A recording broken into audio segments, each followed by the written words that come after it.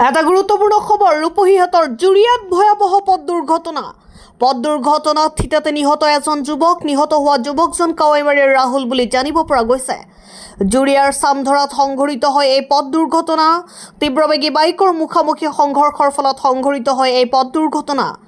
এজনৰ অৱস্থা অতি সংকটজনক হোৱাত নগাঁৱলৈ প্ৰেৰণ কৰে।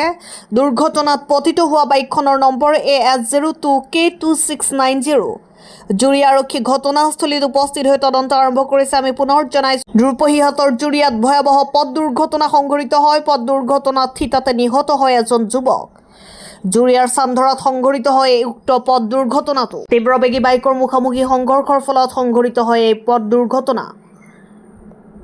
News desk report, Indian first news. কি হৈছে ইয়াত?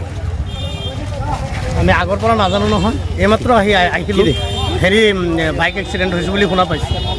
আপুনি আহি পোৱা নাই? আহি পোৱা নাই। কেইজন মানে বাইক? দুটা বাইক আছিলে? দুটা নে কেইটা আছে সেইটো আমি গম নাপাওঁ। আমি মাত্ৰহে আহিলোঁ জাষ্ট।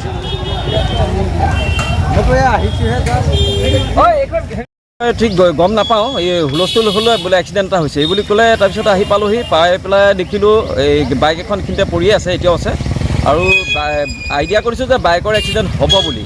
আৰু দুজনৰ মানে দুইজনেই মৰিল বুলিয়ে গম পালোঁ। এই এম্বুলেঞ্চ আহিলে, আহি পেলাই তেওঁলোকক লৈ গৈছে। আৰু মই ইতিমধ্যে থানাত যোগাযোগ কৰিছোঁ, থানাৰ লোক আহি আছে। বাইকে বাইকৰ মাৰিছে বুলি শুনিছোঁ। দেই